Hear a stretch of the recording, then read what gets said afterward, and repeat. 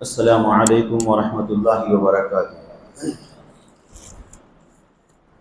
الحمد للہ رب العالمین والصلاة والسلام على سید الانبیاء والمرسلین وعلى آلہ واصحابہ الاجمعین اکرمین وعلى من احبهم وتبعهم بإحسان الى یوم الدین، اما بعد فأعوذ بالله من الشيطان الرجيم، بسم الله الرحمن الرحيم، وما أصابكم من مصيبة فبما كسبت أيديكم ويعفو عن كثير. وقال في سورة ياسين قالوا إنا تطيرنا بكم لئن لم تنتهوا لنرجمنكم وليمسنكم منا عذاب أليم. قالوا طائركم معكم أئن ذكرتم بل أنتم قوم مسرفون. صدق الله المولانا العظيم. إن الله وملائكته يصلون على النبي يا أيها الذين آمنوا صلوا عليه وسلموا تسليما. اللهم صل على سيدنا محمد وعلى آله وأصحابه افضل صلواتک وعدد معلوماتک وبارک وسلم. معزز و مکرم حاضرین محترم و سامعین مکرم، ماہ صفر المظفر کی آج غالباً 4 تاریخ ہے. ماہ صفر اسلامی مہینوں کے اعتبار سے سال کا دوسرا مہینہ ہے. ماہ محرم الحرام کے بعد واقع ہونے والا یہ دوسرا مہینہ ماہ صفر کا ہے. یہ جو مہینوں کے اسلامی نام ہم گنتے ہیں، محرم، صفر، ربیع الاول، ربیع الاخر، جمادی الاول، جمادی الثانی، رجب، شعبان، رمضان، شوال، ذوالقعدہ، ذوالحجہ، یہ اسلام سے پہلے بھی عربوں میں انہی ناموں سے یہ مہینوں کے نام رائج تھے. دراصل عرب لوگوں نے جب مہینوں کے نام رکھنے شروع کیے تو کسی نہ کسی مناسبت سے، کسی نہ کسی ماحول کے اعتبار سے انہوں نے مہینوں کے نام رکھے. مثلا محرم، اس مہینے کا نام محرم اس لیے رکھا کہ جاہلیت کے دور میں بھی ماہ محرم الحرام میں لڑنا، جھگڑنا، قتال کرنا انہوں نے اپنے اوپر حرام کر لیا تھا. تو محرم کو قابل تعظیم مہینہ سمجھتے، اس میں لڑنے جھگڑنے کو وہ لوگ حرام سمجھتے، اسی لیے اس مہینے کا نام انہوں نے محرم رکھا. صفر، صاد، فا، را، یہ صفر سے بنا ہے. جس طرح ہم صفر کہتے ہیں زیرو، تو عربی میں صفر کے معنی ہیں زیرو، کسی بھی چیز کا نہ ہونا، خالی ہونا. تو ماہ صفر جیسا ہی شروع ہوتا، جاہلیت کے دور میں ان کی عادت تھی کہ 4 مہینوں تک وہ لڑنے سے رکے رہے. اب جیسے ہی ماہ صفر شروع ہو جاتا تو وہ گھروں کو بالکل خالی کر دیتے. گھروں میں کوئی مرد نہیں ہوتا سوائے عورتوں کے، تو مردوں سے گھر خالی ہو جاتے. تو اس مناسبت سے اس مہینے کا نام صفر رکھا گیا کہ خالی ہونے والا مہینہ. وہ لڑنے کے لیے، جنگ و جدال کرنے کے لیے نکل جاتے. یہ صفر کے ایک معنی یوں بیان کیے جاتے ہیں کہ جاہلیت کے دور میں یہ عقیدہ وہ لوگ رکھتے تھے کہ کسی کا قتل ہو جائے، کوئی شخص کسی کو قتل کر دے تو اس کی روح ایک پرندے کی شکل میں پھرتے رہتی ہے اور وہ یہ کہتی ہے کہ مجھے پانی پلاؤ، پانی پلاؤ. جب تک کہ اس مقتول کا بدلہ نہیں لیا جاتا اس وقت تک وہ پرندہ پیاسا پھرتے رہتا. جب اس کا بدلہ لے لیا جاتا تو جب وہ پرندہ پھر غائب ہو جاتا، اور اس کو وہ لوگ صفر کہا کرتے. اسی مناسبت سے انہوں نے اس مہینے کا نام صفر رکھا. اور ایک توجہ بھی یہ بیان کی جاتی ہے کہ ماہ صفر کو جاہلیت کے دور میں عرب لوگ انتہائی منحوس سمجھتے ہیں، اور اس مہینے میں بلائیات، مصیبتیں، آفتیں ڈائریکٹلی گھروں میں نازل ہوتے ہیں، یہ ان کا تصور تھا۔ اسی لیے جیسے ہی ماہ محرم ختم ہو جاتا، اپنے گھروں کو خالی کر کے جنگل اور بیابانوں کو سب لوگ چلے جاتے، عورتیں، مرد، بچے، سب، کیونکہ اس مہینے میں بلائیات نازل ہوتے ہیں اور یہ منحوس مہینہ سمجھتے، تو گھروں کو خالی کر کے چلے جاتے۔ اسی مناسبت سے اس مہینے کا نام انہوں نے سفر رکھا۔ اسی طرح ربیع الاول ہے، ربیع کے معنی فصل بہار کے ہیں۔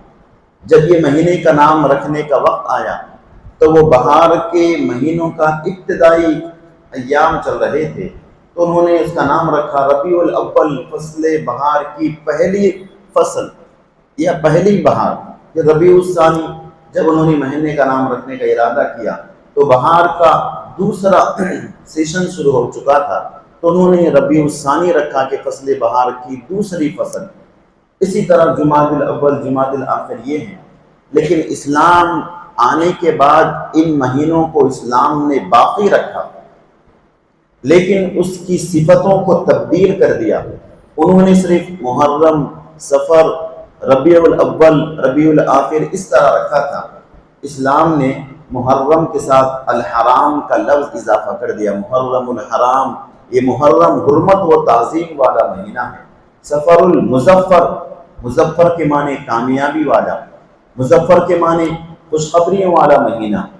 تو اسلام کے آنے سے پہلے عرب لوگوں میں ماہ سفر کے متعلق عجیب و غریب عقائد تھے، عجیب و غریب ان کے پاس معتقدات تھے، اور وہ اس مہینے کو بالکل منحوس سمجھا کرتے تھے۔ رسول اللہ صلی اللہ علیہ وسلم کے وصال مبارک کے بعد اس وقت کی ایک گمراہ جماعت نے یہ ایک پروپیگنڈا پھیلا دیا کہ دیکھو، جاہلیت کے دور سے ہمارے بزرگ کہا کرتے تھے کہ سفر کا مہینہ منحوس ہے۔ اسی منحوس مہینے میں رسول اللہ صلی اللہ علیہ وسلم بیمار ہوئے۔ آپ کو مرض الموت سے پہلے جو مرض آیا تھا وہ ماہ سفر میں ہی آیا، اور ماہ سفر کے اخیر چہارشنبے کو رسول اللہ صلی اللہ علیہ وسلم کی طبیعت کچھ اچھی ہوئی، اور وہ ہریالی کھودنے کے لیے، یعنی آپ گھر سے باہر نکل کر بیابان میں، جنگل میں تشریف لے گئے، کچھ سیر و سیاحت کی۔ تو وہ جاہلیت کی طرح آج کے بھی ہمارے چند ناواقف مسلمانوں میں یہ رواج بسا ہوا ہے کہ ماہ سفر منحوس ہے۔ ماہ سفر کے آخری چہارشنبے کو رسول اللہ گھر سے باہر نکلے تھے، تو ہمارے پاس بھی ابھی کچھ رواج ہے کہ لوگ چمنوں کے لیے، لوگ حیوانات کے مکانات پر یا جنگلوں وغیرہ میں سیر و تفریح کے لیے جاتے ہیں کہ رسول اللہ نکلے تھے۔ حالانکہ تاریخ اسلام سے اس واقعے کی کوئی حقیقت نہیں ہے۔ البتہ بعض بزرگوں نے اس کی وجہ یہ لکھی کہ ماہ سفر کے اخیر دنوں میں رسول اللہ صلی اللہ علیہ وسلم کی طبیعت مبارکہ ناساز ہو گئی۔ جب ناساز ہوئی تو پھر سنبھلی نہیں، آپ اس دنیا سے رخصت ہو گئے۔ اس سلسلے میں ماہ سفر کے آخری چہارشنبے کو ایک صحابی رسول کے جنازے میں آپ نے شرکت کی۔ یہ ایک روایت یوں ملتی ہے کہ غزوہ احد میں یا غزوہ بدر کے جو شہداء تھے، ان کی خبروں کی زیارت کے لیے اللہ کے حبیب صلی اللہ علیہ وسلم تشریف لے گئے تھے۔ واپسی میں آپ کے سر میں انتہائی درد اور بڑا شدت کا بخار آپ کو آ گیا۔ اب اس کے بعد آپ کی طبیعت اتنی ناساز ہوئی کہ ماہ سفر کے آخری دنوں میں مرض شروع ہوا۔ ربیع الاول کی 12 تاریخ کو اس دنیا سے رسول پاک صلی اللہ علیہ وسلم رخصت ہو گئے۔ یہاں کہیں نہیں ملتا کہ رسول اللہ ماہ سفر کے پہلے دنوں میں بیمار ہوئے تھے اور آخری دنوں میں اچھے ہوئے، چہارشنبے کے دن باہر نکلے، اس کے بعد پھر آپ بیمار ہو گئے۔ ایسا تاریخ اسلام میں کہیں بھی نہیں ہے۔ یہ یہودیوں کے ایک سازش بزرگوں نے لکھی ہے کہ اللہ کے حبیب صلی اللہ علیہ وسلم آخری چہارشنبے کے دن انتہائی بیمار ہوئے، تو یہودی خوشی منانے لگے کہ دیکھو محمد رسول اللہ بیمار ہو گئے ہیں، اب یہ بیماری انہیں دنیا سے لے کر جائے گی۔ اور ربیع الاول کی 12 تاریخ کو جب رسول اللہ صلی اللہ علیہ وسلم کا وصال مبارک ہوا تو یہودی لوگ جشن منانے لگے، خوشی کرنے لگے، اور آخری چہارشنبے کی جو روایت ہے وہ یہودیوں کی گھڑی ہوئی ہے کہ آخری چہارشنبے کو اسلام کے بانی امت محمدیہ کے نبی محمد رسول اللہ انتہائی مریض بیمار ہوئے تھے۔ رسول اللہ کا مریض ہونا یہودیوں کے لیے خوشی کا باعث تھا، تو انہوں نے غلط روایت گھڑی اور وہ سحر و سیاحت کے لیے جشن منانے لگے، کیونکہ اسلام کے بانی اسلام کے یہودی ابتدا سے دشمن تھے اور آج بھی دشمن ہیں۔ تو ان کی دیکھا دیکھی ہمارے بعض ناواقف مسلمان، علم سے جاہل، سیرت النبی کا عدم مطالعہ، یہ سمجھتے ہیں کہ رسول اللہ صلی اللہ علیہ وسلم سفر کے مہینے میں آپ بیمار ہوئے تھے اور آخری چہارشنبے کو باہر نکلے تھے۔ ایسی کسی قسم کی روایت ہرگز نہیں ہے۔ اب زمانہ 14 صدیوں سے زیادہ بیت گیا، لیکن پھر بھی ہمارے مسلم معاشرے میں کہیں نہ کہیں ماہ سفر کو لے کر یہ عقیدہ آج بھی ہمارے پاس ہے کہ ماہ سفر منحوس مہینہ ہے، اس میں شادی نہیں کرنا چاہیے۔ ماہ سفر جب شروع ہوتا ہے تو نئے نویلے دولہا دلہن کو دور کر دیا جاتا ہے۔ بیچارے دولہے کی کیا غلطی ہے؟ ماہ سفر شروع ہو گیا ہے، اب 13 دنوں تک اپنی بیوی کی صورت نہ دیکھنا۔ ماہ سفر میں کوئی اچھا کام نہیں کیا جاتا، ماہ سفر میں کوئی کاروبار کی ترقی کا معاملہ نہیں کیا جاتا۔ افسوس ہے اس قوم پر جو ان چیزوں کو مٹانے کے لیے دنیا میں آئی تھی لیکن انہی خرافات میں پھنس کر رہ گئی۔ اللہ تعالیٰ نے امت مسلمہ کے لیے فرمایا کنتم خیر امت اخرجت للناس، کہ تم بہترین امت محمدیہ ہو، امت ہو جو لوگوں کی بھلائی کے لیے تمہیں لایا گیا ہے۔ تأمرون بالمعروف وتنہون عن المنکر، کہ تم لوگوں کو نیکیوں کا حکم دیتے ہو اور برائیوں سے روکتے ہو۔ تو برائیوں کو روکنے کے لیے اسلام آیا تھا، لیکن اسلام کے کیسے ماننے والے ہیں کہ انہی برائیوں میں پڑھ کر آج بھی عقیدہ رکھتے ہیں کہ ماہ سفر منحوس مہینہ ہے۔ خاص طور پر ماہ سفر کی 13 تاریخ پر اتنا ظلم کرتے ہیں کہ اسے 13 تیزی کہتے ہیں۔ اللہ رب العزت نے حدیث قدسی میں فرمایا، حضور ارشاد فرماتے ہیں، بخاری مسلم تقریباً سیاست کی تمام کتابوں میں حدیث ہے، یؤذینی ابن آدم بسب الدہر وانا الدہر اخلب اللیل والنہار، ابن آدم کے بیٹے نے مجھے تکلیف پہنچائی ہے زمانے کو گالی دے کر، میں ہی زمانہ ہوں، زمانے کو تبدیل کرنے والا میں ہوں۔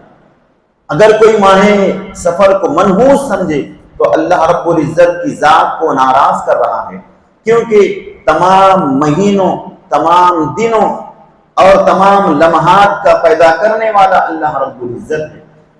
اللہ تعالیٰ نے قرآن کریم میں کہیں یہ نہیں فرمایا کہ فلاں مہینہ منحوس ہے، فلاں مہینہ اچھا ہے، فلاں دن منحوس ہے، فلاں دن اچھا ہے۔ اسلام کا یہ مزاج، یہ تصور ہی نہیں ہے۔ اللہ تعالیٰ نے ہر چیز میں خیر اور بھلائی رکھی ہے۔ ہاں اگر نحوست ہے تو انسان کے عمل کی وجہ سے، ہاں اگر نحوست ہے تو انسان کے کارناموں کی وجہ سے ہے، جس کی وضاحت قرآن کریم نے ارشاد فرمائی، وَمَا أَصَابَكُم مِّن مُّصِيبَةٍ فَبِمَا كَسَبَتْ أَيْدِيكُمْ، اے لوگوں جو تمہیں تکلیف، مصیبت، رنج و الم پہنچتا ہے وہ تمہارے اپنے اعمال کی وجہ سے پہنچتا ہے، اپنے ہاتھوں کی کرتوت کی وجہ سے پہنچتا ہے۔ اور ایک مقام پر اللہ رب العزت نے ارشاد فرمایا، وَمَا أَصَابَكُم مِّن مُّصِيبَةٍ فَبِإِذْنِ اللَّهِ، جو کچھ تمہیں مصیبت پہنچتی ہے اللہ کے حکم سے پہنچتی ہے۔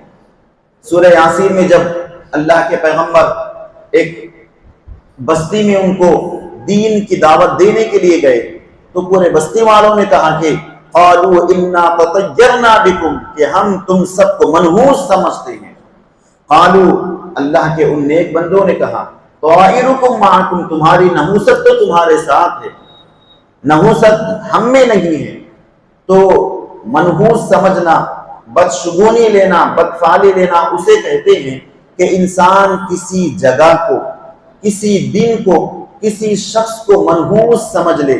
یہ جاہلیت کا عقیدہ تھا کہ کسی شخص کو وہ لوگ منحوس سمجھ لیتے اپنی ذہنی اختراع کی وجہ سے، کسی وجہ سے کسی شخص کے سامنے آنے سے بالاتفاق اگر اس کا کوئی معاملہ بگڑ جاتا تو وہ پورے شہر میں وہ شخص منحوس مشہور ہو جاتا۔ اب لوگ سمجھتے کہ صبح اٹھنے کے بعد اس کی صورت نہ دیکھنا، اس کی صورت دیکھیں گے تو ہمارا کام بگڑ جائے گا۔ اسی طرح کسی دن کو، کسی مہینے کو منحوس تصور کر لیتے تھے، اور اس دن میں سفر کرنا، اچھا کام کرنا ان کے لیے روا نہیں تھا۔ جاہلیت کے دور میں بھی 5 چیزیں بدشگونی کے، بدفعالی کے اتنے مشہور تھے کہ اسلام میں وہ چیزیں نہ آئے، اللہ کے حبیب صلی اللہ علیہ وسلم نے اس پر کٹا باندھ دیا اور فرمایا کہ لا عدوى ولا طیارۃ ولا حامۃ ولا سفر فی الاسلام، اور ایک روایت میں ولا نوع کے الفاظ بھی آئے ہیں۔ بخاری شریف، مسلم شریف کے الگ الگ روایت کے الفاظ ہیں۔ اللہ کے حبیب علیہ الصلوۃ والسلام نے ارشاد فرمایا لا عدوى، عدوہ کے معنی عربی میں بیماری کا ایک سے دوسرے کو لگنا۔ اگر کوئی شخص بیمار ہو جائے تو اس کی بیماری دوسرے کو اس وقت تک نہیں لگتی جب تک کہ اللہ رب العزت کا حکم نہ ہو۔ تو اللہ کے حبیب نے جاہلیت کے دور میں عقیدہ تھا کہ اگر کسی کو کوئی بیماری لگ گئی، کوئی جزامی ہے، کوئی کوڑی والا ہے، کوئی مریض ہے، تو لوگ سب اسے چھوڑ کر دور بھاگتے تھے کہ بیمار کے ساتھ رہیں گے تو اس کی بیماری ہمیں بھی لگے گی۔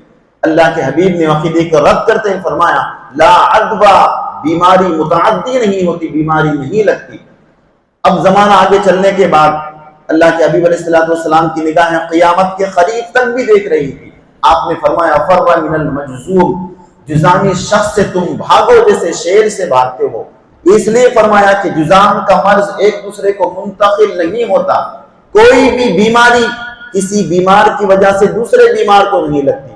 بعض احادیث میں یہاں تک بھی ہے کہ حضور جزامی شخص کے ساتھ برتن میں بیٹھ کر آپ نے کھانا کھایا اور فرمایا کہ اللہ کی ذات پر توکل کرو۔ تو ایک صحابی نے عرض کیا کہ یا رسول اللہ، اگر ایک بیماری دوسرے کو نہیں لگتی تو پھر کیا سبب ہے کہ ہمارے اونٹ جو جنگل میں چل رہے ہیں بالکل صفا، بالکل صحت مند، تندرست، پاکیزہ ہے، جب کھجلی والے اونٹوں میں ہمارے اونٹ جاتے ہیں تو ان کی وجہ سے ان کو بھی کھجلی آ جاتی ہے، تو یہ اونٹوں کو کھجلی آ رہی ہے، کھجلی والے اونٹ میں رہنے کی وجہ سے دوسرے اونٹوں کو بھی کھجلی آ رہی ہے، اس کی کیا سبب ہے؟ حضور جلال میں آ گئے، فرمایا کہ اللہ کے بندے بتا کہ پہلے اونٹ کو خارش کس نے کی، خارش زدہ کس نے بنایا، اس کو خارش کی، کھجلی کی بیماری کہاں سے آئی؟ انہوں نے عرض کیا کہ اللہ رب العزت کی جانب سے۔ تو پہلے اونٹ کو جس نے بیمار کیا وہی رب کائنات نے دوسرے اونٹ کو بھی بیمار کیا۔ یہ عقیدہ رکھ، یہ عقیدہ نہ رکھ کے اس اونٹ کی وجہ سے یہ اونٹ کو بھی بیماری آ گئی ہے۔ آج سائنس ترقی کر کے اتنی باتیں کہہ رہی ہے، لیکن پھر بھی ایمان اور توکل، یقین، ایمان کامل جس کے دل میں راسخ ہوتا ہے وہ بیماریوں سے نہیں ڈرتا۔ اب کووڈ کا معاملہ ابھی حال میں گزرا، ہم نے ایسے لوگوں کے دیکھے کہ باپ کی میت کو چھوڑ کر بیٹے بھاگ گئے، بھائی کا انتقال ہو گیا ہے کووڈ کی وجہ سے، دوسرا بھائی غسل دینے تو دور کی بات ہے، اس کے جنازے کو ہاتھ لگانے تیار نہیں ہے۔ اللہ کا فضل ہے کہ ہم نے ایسے جنازوں کو بھی ہمارے ہاتھوں سے غسل دیا ہے۔ خدا کی ذات پر توکل ہے کہ جب تک خدا کا حکم نہ ہو کوئی بیماری دوسرے کو لگ نہیں سکتی، اور اللہ کا کرم ہے کہ آج تک وہ بیماری ہمیں ابھی تک نہیں چھینی۔ جب اللہ کا حکم ہوتا ہے آپ 7 دیواروں کے اندر بھی محفوظ ہو، بیماری گھس کر آ جاتی ہے، اللہ کا حکم ہو۔ اگر اللہ کا حکم نہ ہو آپ ان بیماروں کے ساتھ بھی رہیں تو بیماری نہیں لگتی۔ کئی ڈاکٹرز کو دیکھیے، اگر ڈاکٹر بھی یہی تصور کرے کہ کووڈ والے کا میں علاج کروں گا تو مجھے بیماری آ جائے گی، تو کوئی بیماری کا علاج کر ہی نہیں سکتا۔ تو اسلام کا یہ بنیادی عقیدہ ہے کہ کوئی بیماری حکم الہی کے بغیر کسی کو نہیں چھوتی۔ یہ ایمان راسخ کرنے کے لیے اللہ کے حبیب نے فرمایا، یہ عقیدہ اس وقت بھی تھا، آج بھی ہمارے کمزور ایمانی کی وجہ سے، اسی لیے حضور نے فرمایا کہ مظلوم سے بھاگو، یعنی اگر کوئی بیمار ہے تو اس سے احتیاط کرو، یہ نہ سمجھو کہ اس کے ساتھ رہنے کی وجہ سے بیماری لگ جائے گی۔ اگر خدا نہ خواستہ کسی مریض کے ساتھ رہنے کی وجہ سے بیماری لگ گئی، اب دل میں بات بڑھ گئی کہ دیکھو میں تو یہ سمجھتا تھا کہ اللہ کے حکم کے بغیر بیماری نہیں لگتی، لیکن اس مریض سے ملنے کے لیے گیا، اس کی بیماری مجھے لگ گئی، یہ چیز بیٹھ گئی، تو اس کا ایمان دل سے نکل جائے گا۔ تو ایمان کمزور لوگوں کے لیے حضور نے فرمایا کہ اگر کوئی اس طرح کا بیمار ہے تو تم اس سے ڈسٹینس مینٹین کرو، اس سے دور رہنا چاہتے ہو تو رہو، لیکن وہ بیماری تمہیں نہیں لگی۔ یہ بنیادی عقیدہ تھا۔ اس کے بعد دوسرا فرمایا ولا طیارۃ، طیرن عربی میں پرندے کو کہتے ہیں، طیارہ پرندے سے ایک نیک اور بدفعال وہ لیا کرتے تھے، غیر شگونی کام لیا کرتے تھے۔ جب سفر میں جانے کا ارادہ ہوتا جاہلیت کے دور میں عرب لوگوں کا، تو لوگ پرندے کو ہاتھ میں لے کر آسمان کی جانب اڑا دیتے۔ اگر وہ پرندہ دائیں جانب رائٹ سائڈ اڑتا ہوا چلے جاتا تو اچھا تصور کرتے کہ میرا سفر، میرا کاروبار کرنا مبارک ہے، سفر پر نکلتے۔ اگر وہ پرندہ بائیں جانب لیفٹ سائڈ اڑ کر چلے جاتا تو وہ تصور کرتے کہ اب میرا سفر کرنا برا ہے، میرا ایک کاروبار شروع کرنا برا ہے، لہذا وہ کام سے رک جاتے۔ تو وہ طیارہ کہتے ہیں اسے فال کھولنے کو پرندے کے ذریعے سے۔ اس چیز کو بھی حضور نے منع فرما دیا کہ اسلام میں اس کی ذرہ برابر گنجائش نہیں ہے۔ ارے بدبخت، تو یہ چیزوں کو تو اسلام دور کرنے کے لیے آیا ہے۔ پرندے کا اڑنا تمہارے تقدیر کو کیسے تبدیل کر سکتا ہے؟ آسمانوں میں اتنے ستارے ہیں، ستاروں کی گردش کی وجہ سے تمہاری تقدیر میں کیسے تبدیلی ہو سکتی ہے؟ جیسے تم اللہ کے بندے ہو، وہ ستارے بھی اللہ کی مخلوق ہیں۔ اللہ کی مخلوق کے اپنے مقام سے گردش کرنے میں تمہاری تقدیر پر کیسے فرق پڑ سکتا ہے؟ عرب میں یہ بھی ایک عقیدہ تھا کہ جس طرح چاند اور سورج کے منازل، اس کے بروج مقرر ہیں، جیسے 28 اور 29 تاریخ کو چاند چھپ جاتا ہے، پھر جیسے ہی پہلی تاریخ ہوتی ہے چاند نکلتا ہے، آگے بڑھنے لگتا ہے اور اپنی آخری منازل میں جاتا ہے، تو لوگ سمجھتے کہ اب چاند آخری منازل میں جا رہا ہے، اب ایسے موقع پر کوئی اچھا کام نہیں کرنا چاہیے، کوئی برا معاملہ ہو جائے گا۔ آج بھی ہمارے پاس اسلامی کیلنڈروں میں دیکھیے نحس ایام بول کر لکھا ہوا ہے، یہ منحوس دن ہے۔ یہ اسی اختراعی ذہن کی کیفیت ہے جو آج ہمارے پاس آ گئی ہے۔ اسلام کے اعتبار سے کوئی دن، کوئی مہینہ، کوئی لمحہ، کوئی ساعت منحوس نہیں ہے۔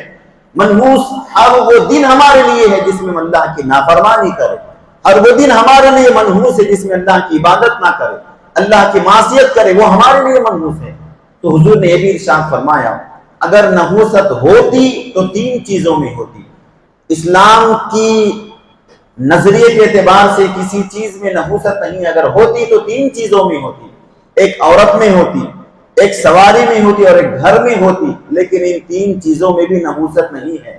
آپ نے لوگوں کے ذہن کو صاف کرنے کے لیے فرمایا نحوست کسی چیز میں نہیں ہے، اگر ہوتی تو ان 3 چیزوں میں ہوتی۔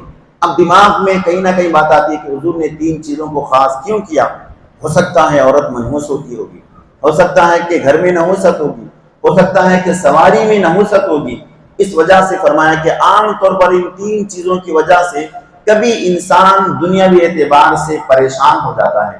مثلا کسی کی شادی ہوئی، لڑکی کو بچے نہیں ہو رہے ہیں، اسے کچھ مرض لاحق ہے، بچے نہیں ہو رہے ہیں، تو کہتے ہیں کہ یہ منحوس لڑکی ہے، اسے بچے نہیں ہو رہے ہیں۔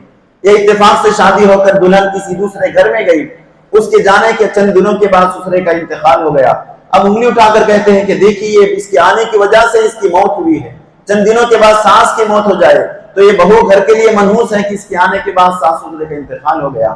ایسا لوگ تصور کرنے لگیں گے، تو حضور نے فرمایا کہ ایسا نہیں ہے، اگر ہوتا تو عورت میں ہوتا۔ تو عام طور پر مسائل گھر میں جو عورت کے اس طرح وجہ سے آتے ہیں، اسی لیے حضور نے عورت کا نام لیا، اور نہ عورت میں نہیں ہوتا۔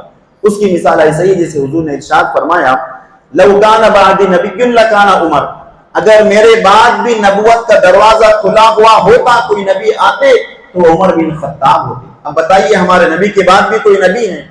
سب ہمارا ایمان ہے کہ خاتم النبیین ہے، کوئی نبی آنے والے نہیں ہیں۔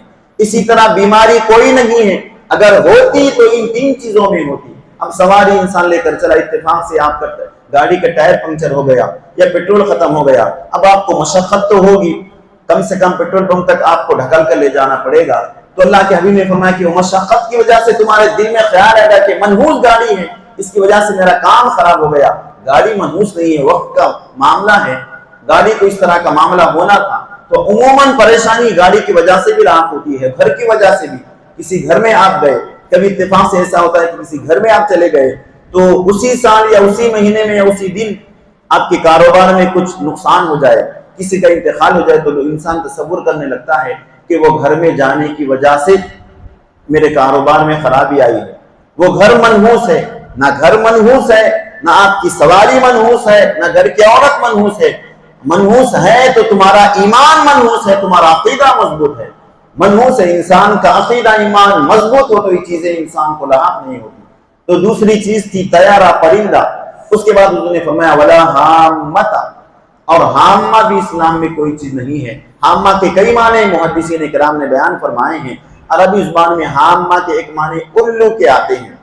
تو جاہلیت کے دور میں عقیدہ تھا کہ کسی کے گھر میں الو آ کر بیٹھ جائے تو سمجھتے تھے کہ اب نحوست آنے والی، اب بلا اترنے والی ہے۔ الو کو منحوس پرندہ تصور کرتے تھے، بیچارے کی کیا غلطی ہے الو کی، وہ بھی اللہ کی مخلوق ہے جیسا تم اللہ کی مخلوق ہو، وہ بھی تو اللہ کی مخلوق ہے۔ الو کو منحوس تصور کرتے تھے، کسی گھر پر الو آ کر بیٹھ جائے تو سمجھتے تھے کہ اب ہمارے پاس بلا اترنے والی ہے، اب مصیبت آنے والی ہے۔ اس عقیدے کو وہ لوگ حامہ کہتے۔ حضور نے لا کہہ کر نفی فرمائی کہ لا حامہ، حامہ کوئی چیز نہیں ہے۔ راستے سے بلی گزر جائے تو غیر مسلم حضرات رکتے ہیں، ارے تو مسلمان ہے، تیرا ایمان کہاں گیا؟ اس کو دیکھ کر ہم بھی گاڑی روک دیے ہیں، کیا ہوا؟ راستے سے بلی گئی تو کیا ہوگا؟ کیا بلی تمہاری تقدیر میں تبدیلی لائے گی؟ یہ کمزور عقیدے کی وجہ سے آج مسلمان دنیا میں پیچھے ہیں۔ اللہ کے حبیب نے اس عقیدے کو دور کرنے کے لیے آپ نے مثالیں دی۔ اللہ کے حبیب علیہ السلام نے، صحابہ کرام نے کوششیں کی۔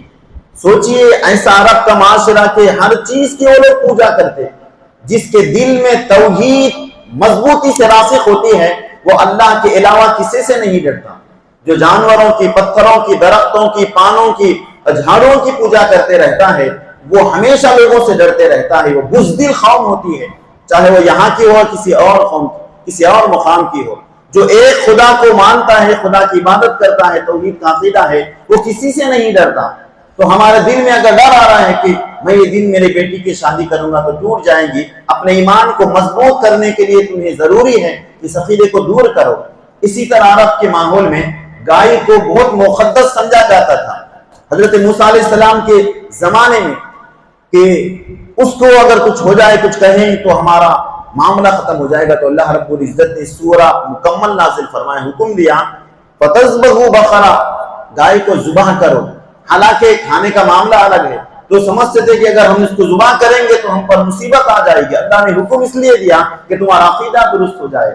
حضرت خالد بن ولید کو اللہ کے حبیب نے حکم دیا کہ بنو ثقیف کے بڑے بت کو جا کے توڑ دو۔ جب اسلام مکے میں راسخ ہو گیا تو جتنے بت تھے سب سے مکے کو خالی کر دیا گیا۔ اللہ کی تلوار، حضرت خالد بن ولید قبیلے بنو ثقیف میں گئے، بہت بڑا بت تھا۔ آپ جیسے بت خانے میں گئے، وہاں کے کچھ خدمت گزار کہے خالد کیوں آئے ہو؟ اس بت کا کام تمام کرنے کے لیے آیا ہوں، اگر اس بت کو تم ہاتھ لگاؤ گے تو تم تباہ ہو جاؤ گے، عذاب آ جائے گا، آسمان سے پتھروں کی بارش ہوگی، تمہارا پورا قبیلہ برباد ہو جائے گا۔ خالد نے مسکراتے ہوئے کہا کہ یہ عقیدہ پہلے ہم رکھتے تھے، لیکن جب سے اسلام کی روشنی ہمارے دل میں آئی ہے، خالد نے اس کی نسل میں یہ بات نہیں آ سکتی۔ آپ نے کہا کہ ہٹ جاؤ، سب بازو ہٹ گئے، اب آنکھوں پر اور اپنے کانوں پر انہوں نے ہاتھ رکھ لی کہ عذاب نازل ہوگا۔ اللہ کی وہ تیز تلوار حضرت خالد بن تلوار سے جب اس کی بھاری بھرکم منڈے کو کاٹا اور وہ زمین پر دھڑام سے گر آواز آئی تو انہوں نے سمجھا کہ اب عذاب آ گیا ہے، وہ خوف کھانے لگے۔ پورا توڑنے کے بعد جب ان کی آنکھیں کھلی، اللہ کے وہ بندے حضرت خالد بن ولید صحیح سلامت کھڑے تھے۔ کہا کہ کیا ہوا، تمہارے خدا نے میرے ساتھ کیا معاملہ کیا؟ کچھ نہیں، یہ بدعقیدگی ہے، چھوڑو، آؤ اسلام کی دعوت میں۔ ایک ہی وقت میں پورا قبیلہ اسلام میں داخل ہو گیا۔ تو اسلام یہ چیزوں کو دور کرنے کے لیے آیا ہے۔ ہم ان پیغمبران کی شمع کو لے کر چلنے والے ہیں، ہمارے دل اتنے ایمان اتنے کمزور ہیں۔ تیسری بات حضور نے فرمایا کہ ولا سفر، سفر کوئی چیز نہیں ہے۔ سفر کی نحوست کا عقیدہ اس وقت سے تھا اور آج بھی دبے قدم ہمارے گھروں میں ہے۔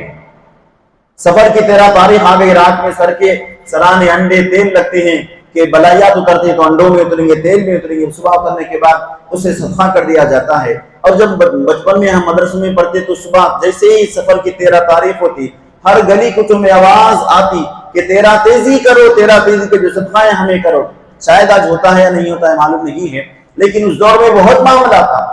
تمہارے جو بلائیات ہیں وہ لے کر فقیر کھا رہا ہے، اسے کچھ نہیں ہو رہا ہے، ذرا اتنا تو دماغ میں رکھو۔